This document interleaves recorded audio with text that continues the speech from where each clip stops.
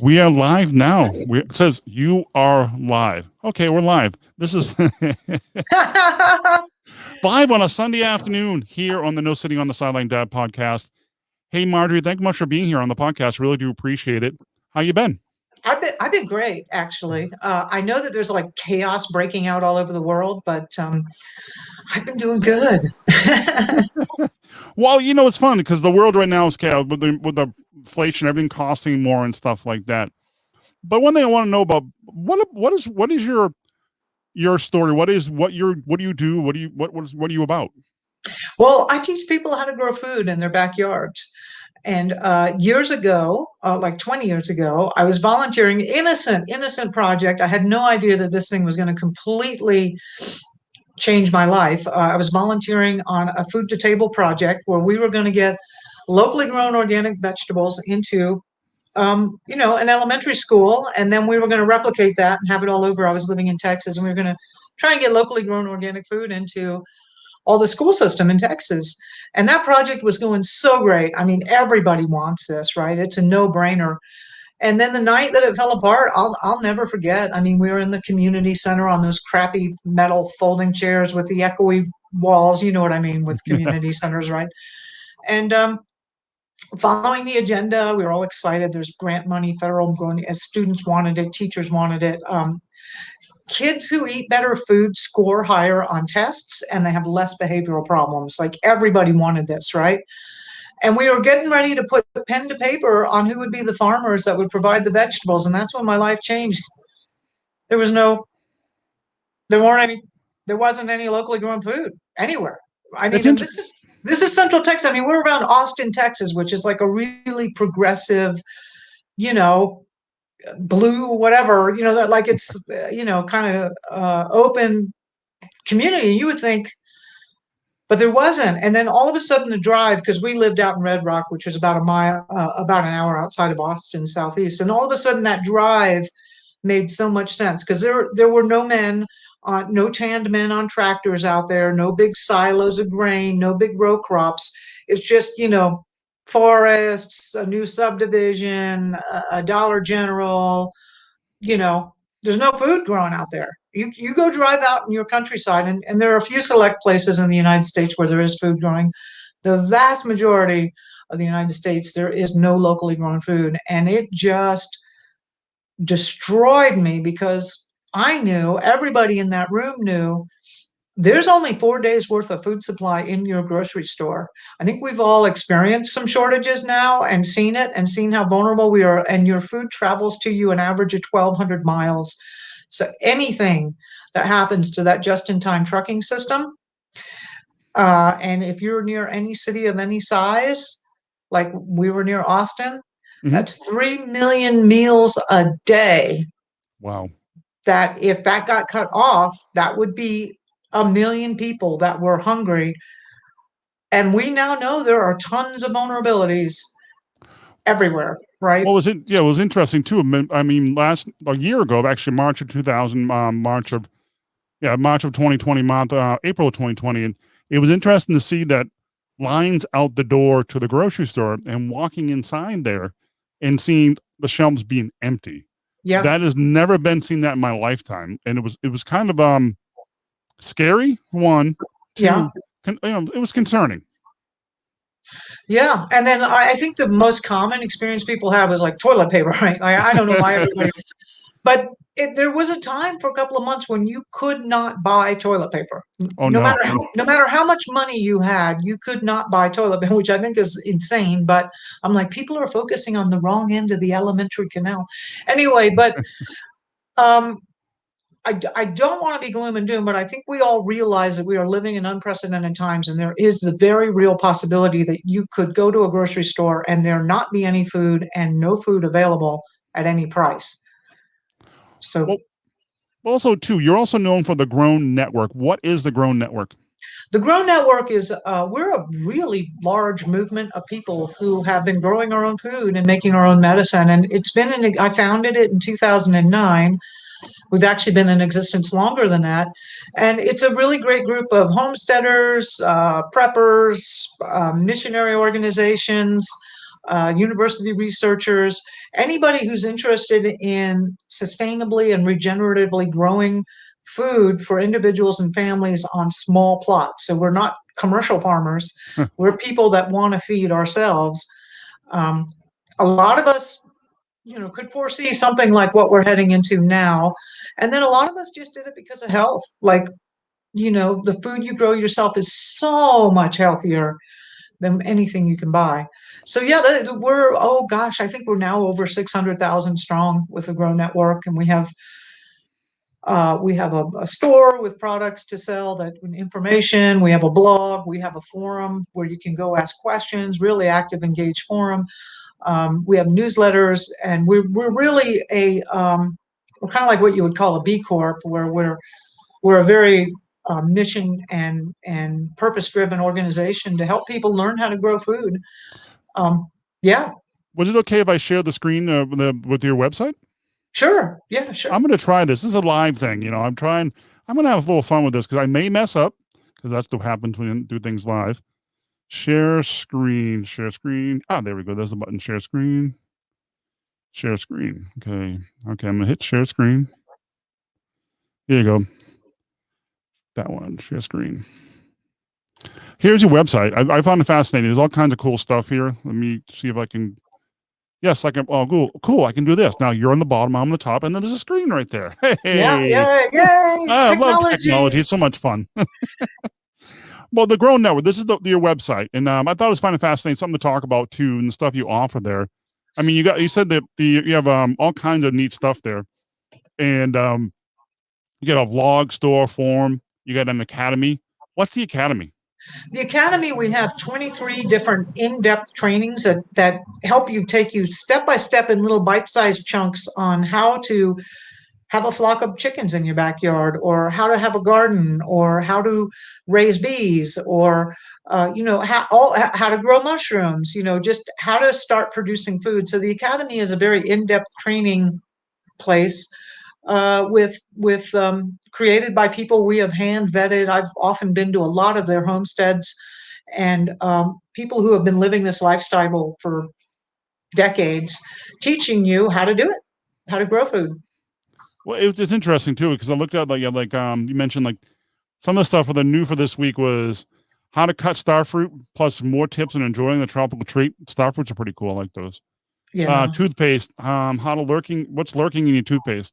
Because there's so many different brands and stuff like that. That's interesting fact. Somebody like to know, because you count the chemicals you put in our body nowadays. It's crazy. It is. Yeah. Well, it's interesting too, and I found that fascinating. Let me switch back to back to just me and you. See if I can do this. We'll stop sharing my screen. Here we go. Now we're back. Thank you. Thanks for being patient with technology. Let me get I'm learning the same thing. So yeah. But one of the surprising things about right now, what's going on, is surprising mental health crisis. It's crazy right now with everything going on with depression, anxiety. Especially anxious people get anxious about food supply, and then the panic about COVID. That's a big deal. Yeah. No matter what side of the aisle on you, if you're for or against vaccination, I'm in vaccination. I'm for vaccination, but depends. Still, it's a lot of anxiety on both ends. It's dividing people. Do. Yeah. But the mental health crisis, though, it's crazy. It's never been this high before. And something I was looking at this morning, and I'll show the screen if I can do it. Back here, it was navigating mental health crisis. I looked at a nam.org. I'm going to put it over. I'm not going to share this one because I don't really have permission to do that. But I found some interesting statistics on the website, understanding mental health, and one of my things, 1 in 5 adults, about 43.8 million people experience mental illness every given year. Yeah. It's crazy. And that's crazy. Yeah. Yeah. And I can tell you, Joe, from my own experience, when I first realized the vulnerability in the food supply, and so this was going back in the early 2000s, right? So I'm a little bit ahead of my time. I went that meeting at the community center. I was shaking, right? And I was responsible for locking up the building. Like the chairs were shaking under the table. And I don't know how I turned the lights off or even locked the door and, got home. And I, for my body would not stop shaking for hours. And for years after that, I had panic attacks. I lost friendships, relationships deteriorated, my health deteriorated because I could understand the magnitude of the potential crisis that could happen at any given moment with the food supply. And that drove me. And I had two small kids. I mean, the thought of my kids being hungry and me not having anything, you have, well, you're a parent, right? You Yeah. know that's a force that will make you do. So really, I actually wound up my whole other business. I wound up my whole other life, and I said, I'm going to learn how to grow food. I'm going to learn how to teach other people how to grow food. And that's all I've done for the past 20 years. And the really amazing thing that has happened out of it is I healed on three different levels. And on the first level was the physical level. By eating my own homegrown food, so much more nutrient density, I was just shocked to find like my allergies were completely gone. I had no more, my cold intolerance was gone. I had just, my level of health just went up incredibly. I didn't expect that. So on the physical level, on the emotional level, knowing that I can produce my own food from my backyard with my hands and work with the soil, I like realized, oh my God, I, I'm so much more emotionally, I'm safe and secure, and I feel confident. I'm not. I can totally see why people are having mental illness right now, and it's not going to be solved by drugs, and it's not going to be solved by therapy. It's going to be solved by getting back in your backyard and growing some food. But the third thing that really surprised me about the healing was when you're growing food, you are using your hands and the earth, and you're working directly with the force of creation. You are directly working with intense and amazing spiritual energies. And it's amazing the things that start to happen to you at the spiritual level, which is a whole like completely surprising, cherry on top, right? It's just unbelievable. So I know people are freaking out because I've been through this, right? And Hmm. I know people are scared. And that's actually what I've built the whole Grow Network for, is like, and I've spent years figuring out what is the fastest way to take somebody who knows absolutely nothing, who may be overweight, who may be older, and showing them step by step by step how to produce a lot of food in a small space in the quickest time possible. And how do you do that? So I've been very fortunate that the world did not collapse when I thought it would, and that I've had this basically, decade and a half to be able to build all these resources and create the Grow Network to help people at this point in time. And I know that people are completely freaked out. I totally get that. And I can stand here as a living testament that when you get to the other end of that, it's really beautiful. There really is, growing your own food is really just an amazing thing. And if you think about it, it's only the last 50 to 100 years that we've dropped it. I mean, all of your ancestors Grew their own. grew food, right? Yeah, definitely. I hear I mean, stories from, yeah. yeah, it's only a weird, screwed up anomaly in the last couple of decades that we aren't growing food.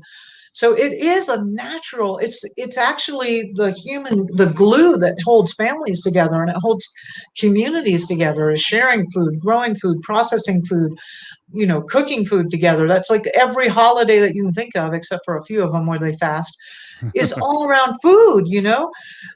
So I understand we're in a huge crisis. Believe me, I've been through this. I'm just a little bit ahead of everybody. And I'm going to tell you, I know it seems so simple and so humble. It is, it's the healing salve. Well, it's interesting too. This time of year, especially late August, early September, is the harvest season around my. I live in the border of New Hampshire and Massachusetts, and I think I'm very lucky. I mean, Yeah.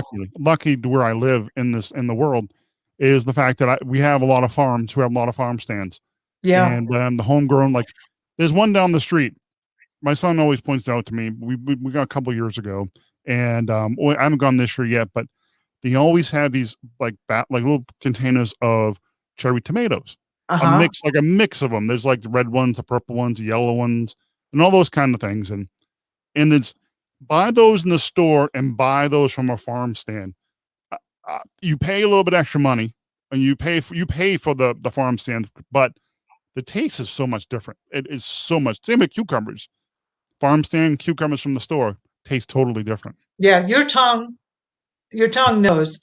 And what your tongue is tasting is real nutrition, real Mhm. minerals.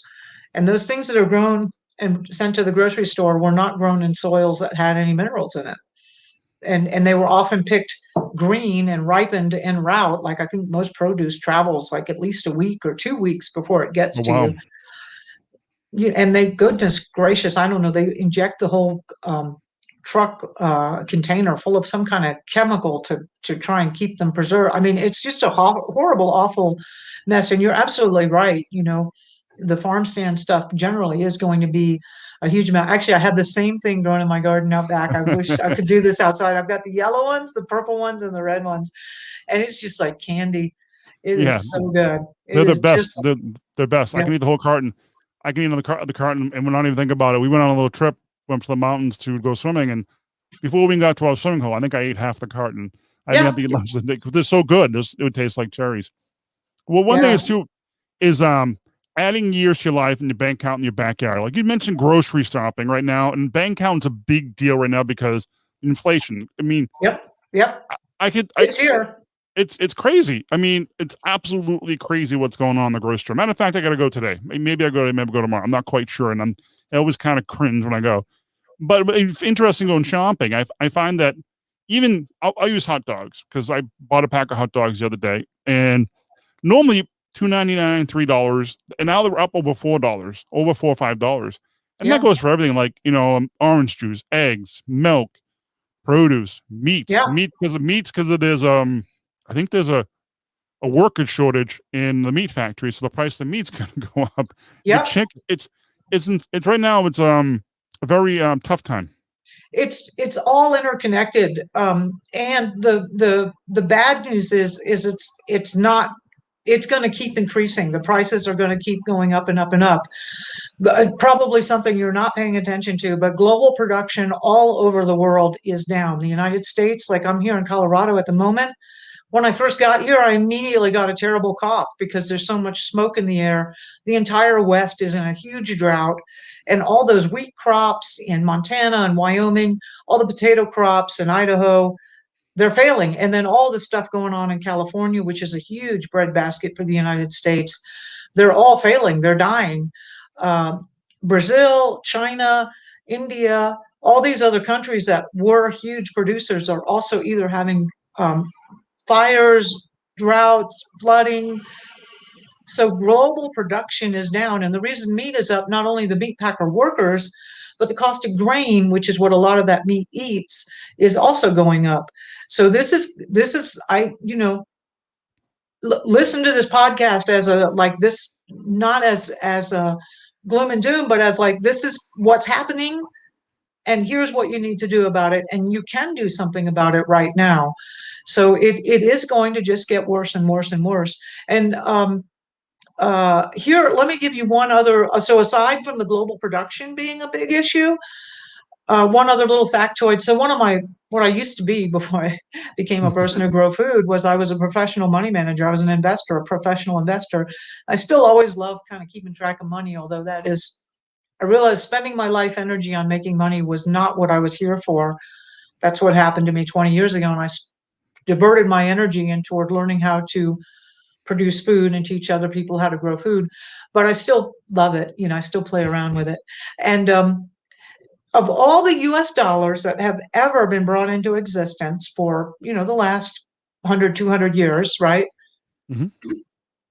40% of them were created in the last 12 months. Oh, wow. So that means your dollar has now been diluted by at least 40%. And an interesting correlation is the United Nations, the Food Agricultural Organization, FAO, has a food price index where they keep track of the price of food around the globe. And their numbers show that the price of food has gone up by 39% in the last 12 months. So it's almost exactly tracking the US dollar. Um, And I don't know what they got, some kind of $3.6 trillion bill they're going to do now. And there's billions of, I mean, there's one thing we can count on politicians for is to spend more Spend money money. that they don't have. And the more money that they spend, the price of food is going up because the dollar is worth less and less and less. And this is going to go into that scenario. I actually overlaid graphs from the Federal Reserve has stopped publishing their numbers of the M1 and the M2 money supply. But I Mhm. used to graph that and overlay it of graphs of the money supply during Weimar Germany. And really, in 2022, we are going to see hyperinflation and currency collapse. So I don't want to be a shocking alarmist type person. I just want to convey to you the urgency of growing food and starting to grow food now. And no matter where you are, what time of year it is, you can get started doing something. The other thing is we've developed ways. I've developed a really simple system on how to grow half of your own food. And really, you could fit it in like the size of 3 parking spaces, right? If you have a bigger yard, it's better. But if you head over to growhalf.com, we have a free video where I give you an overview of it and a bunch of resources, and then we'll introduce you to the Grow Network and all the resources we have. But really, I've been knowing that this situation would arise at some point in time. I think everybody knows if they really look in their heart of heart. I mean, everybody's known this whole thing is a house of cards for years, right? For Mhm. decades. And we're here. And so I had been called years ago to focus on what is the solution to this particular problem? And that is how do individuals and families provide food for themselves during times of intense change and trouble. And that's what the Grow Network is all about. We're here to serve for that purpose. And that's what we do. So I don't want to scare anybody, but at the same time, there's such a hopeful message because from my own journey, this really is an incredibly healing thing to do. You're proactively doing something, you're producing something, you're working with your hands, you're outside in the sunshine, you're growing and producing deeply nutritious food that's going to heal your body in incredible ways that you can't even imagine. You'll get connected to your spiritual source, and regardless of what religion you're involved with, you'll have a much deeper connection. And when you're starting to produce food, the empty shelves on a grocery store do not freak you out, right? Definitely, because it can be a scary time when you go in there and they see you've never seen the shelves barren, like Yeah. empty, and that's the first time I've ever seen that like that before, and to be in a shortage because the supply chains are kind of cut off and stuff like that. Also, too, I think sometimes the cost of the stuff being at the grocery also cost of producing oil, gasoline for the trucks to deliver too. That factors in too, because I can understand that because I've dealt with people who do work with we're shipping stuff out and stuff for shipping, so I understand the cost, and that adds into that too. So it's a one thing after another, build onto another, and build onto another, and Yeah. what can we do to save some money? What can we do in the grocery store maybe to save? Do we go look for certain things and no grow stuff at home? Do we buy in bulk? What do we do? Well, definitely buy in bulk and then preserve as much as you can. And we really are headed into a tough time. So Mhm. wherever you can stock up and store on food, because it's going to take you a little while to learn how to grow your own food. And now that we're in the fall and most people here are in the northern hemisphere, I would say the first thing you want to do is start with a flock of chickens in your backyard. One laying hen will produce about 250 eggs a year. I recommend you get a flock of 6 hens. They will produce 1,500 eggs a year. So for Oh wow. you, that would be 3 egg omelets every morning for breakfast with 33 dozen eggs to give away to friends and family. So, again, if you head over to growhalf.com, I can show you that, but there's always something you do. And really, the most important thing is to start learning how to grow food. And fortunately, we've done everything we can to shorten that timeline for you. I also highly, highly recommend you get as much backup food as you possibly can. Um, you know, um, yeah, we're headed into a really difficult period. Um, I can't stress that enough. Well, and going to the Grow Network. Do they have courses on how to canning? Because that's an interesting thing too, especially this time of year in the Northeast where the harvest season and canning is. And do they have a courses like that they wanted to check out Yeah. on the Yeah, in the yeah. academy. Yeah, in the academy, we'll teach you pressure canning and water bath canning. And we have a lot of other, and then if you're just around like in the forums, if you ask people like how to build a smokehouse, we have that. We have, how to preserve food in all different kind of ways. And you're absolutely right. This year where we have like a big abundance, that's the thing to do is go to the farmer's market and go, gosh, do you have a case of ugly tomatoes? Right? Yeah. Because you don't care if they're pretty or not if you're going to put them into tomato sauce, right? And yeah, I like this time of year is great. I love to buy stuff in bulk and then can it or freeze it or dry it. Um, and that that's actually the traditional way to get through the weather in most of the northern or the winter in most of the northern things. And these were skills that everybody always used to have. So again, it's not something new or inventing or creating. It's actually getting in touch with stuff that maybe your grandmother, certainly your great grandmother, did day to day. This was a way of life, right? Well, it's a funny story. I remember somebody told me about the story when an older person told me a story when they're growing up and stuff like that. They were dirt poor. I mean, when I say poor, they had like 6 kids. Father ran away, and this is like in the early 40s and the 50s. Mm, And they would go fishing. I mean, literally go fishing at the local pond, and wherever they caught, they ate. Doesn't matter. yeah, They caught what they ate. And when the mother made a sauce, everything went in the sauce. yeah, And it was just they grew whatever they could in their backyard. It was just nowadays as we just go, we find it so convenient. Oh, I need a tomato, I'll go to the produce section. I need some chicken, I go to the meat section. But I listened to stories about that, and like they used everything, and they never threw anything away. It was just I can say I have a piece of chicken that's been there for like 4 days. If it doesn't look right, I won't eat them. I'm yeah. sorry. I'll toss it, but I could probably get another day's worth of stuff like some of my stuff. I can get better at it. I can improve. That's the good word. I can improve on my stuff like that. Yeah, for me, I first of all, I've always been paying more for my food because I've always valued really high quality food, and what I don't Mhm. grow myself, I buy from, farmers with a lot of integrity. So I have always paid more for my food. But even now, like I just don't buy that much from the grocery store. I mean, I buy this stuff like chocolate bars and, and salt and like occasionally, corn chips or something. But really, the bulk of my diet is coming out of my backyard. I'm eating squashes and tomatoes and cucumbers and chard and beets and uh, snap peas. I mean, that's just what I've been eating for the last, weeks and months that I'm here. And then in my freezer, there's chickens that we grew and processed and they're in the freezer, and pork and beef from, half a pig and a half a cow that I purchased from a local farmer and put in the freezer, right? So the base of everything I eat is, something I've produced or something that somebody locally has produced that I've bartered or traded with. And that is ultimately where everybody is going if they're going to be eating. They're going to be eating well, right?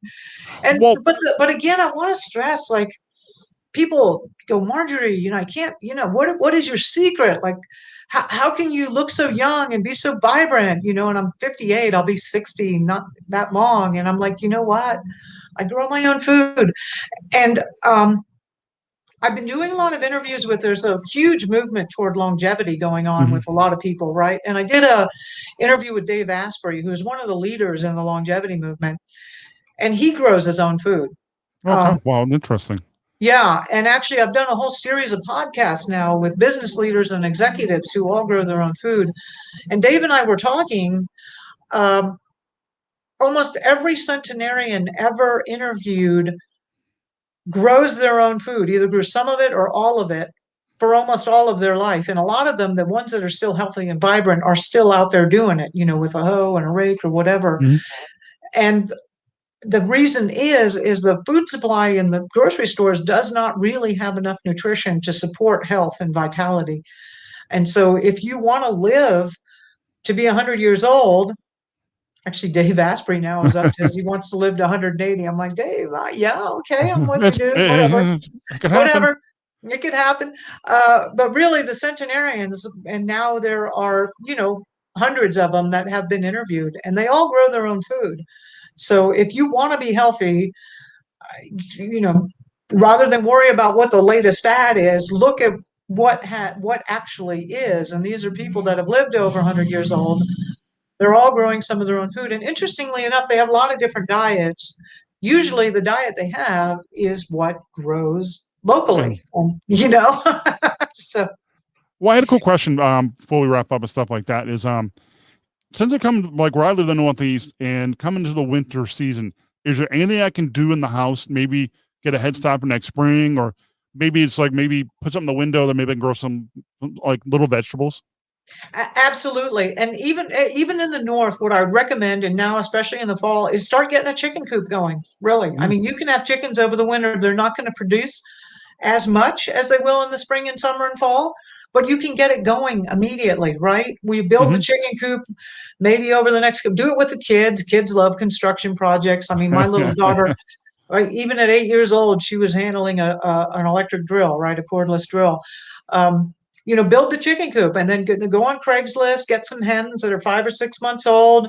It'll take them, a week or so to get adapted to their new, and like boom, in about 2 or 3 weeks, you will be producing eggs, right?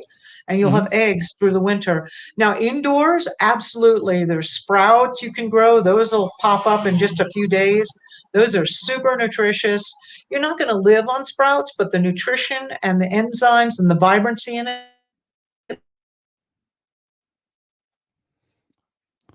I think I lost you for a second, Marjorie. Well, it's like,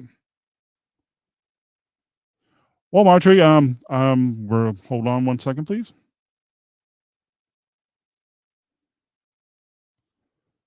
Hmm. Well, Marjorie, thank you much for being on the podcast today. I really do appreciate it. Hope I can get reconnect with you.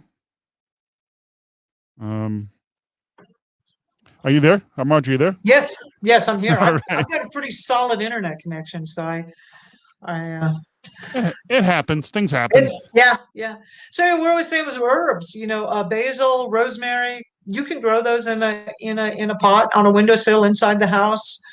Um, something else you might want to try is mushrooms. Like you can grow Mushrooms. mushrooms in a closet. They actually don't need any sunlight at all.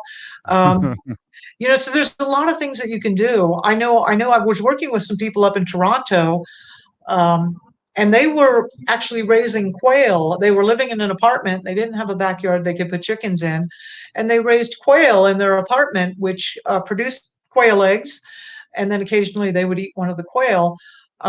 So not, and then they were kind of like pets that they had Pet in the quails. pet quail. Yeah, actually, your chickens will become pets. They're so much fun, and the stories and engagement and fun you can have with your chickens, your hens. By the way, you don't need a rooster. Don't get a rooster.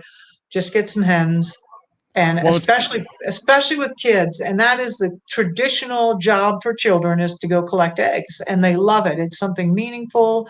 It's useful. They learn how to cook the eggs. They collect the eggs. It's a great kid thing to do.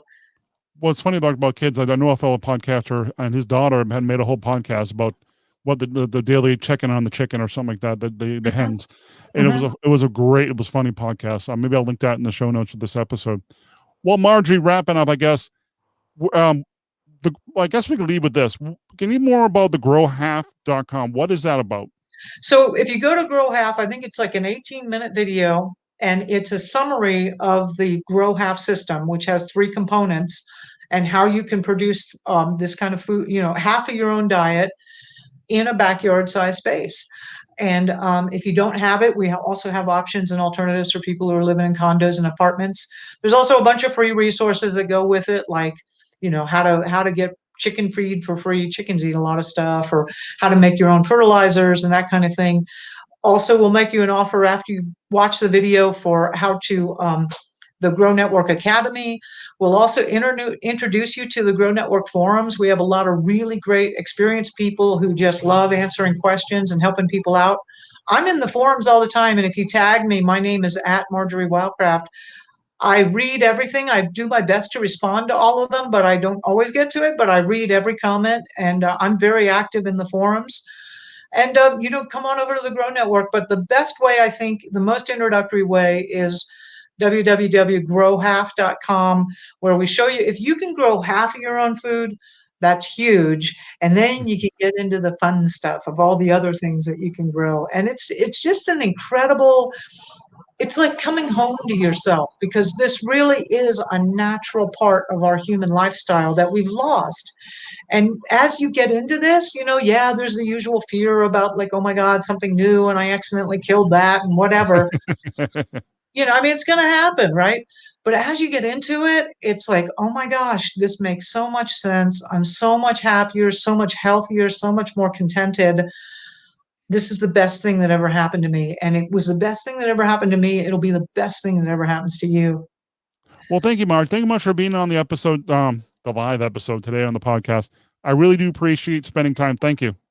No, thanks so much, Joseph. Appreciate you having me, and have fun with the kids. Thank you. Well, thank you much for listening to this live episode of the podcast. I really do appreciate it. If you want to check out more about the podcast, I think I put a little QR code up the top right-hand corner. I'm going to try something new. Check it out. Also, check out Marjory at growhalf.com. Again, thank you for listening and watching this episode of the live No Sitting on the Sideline Dad podcast.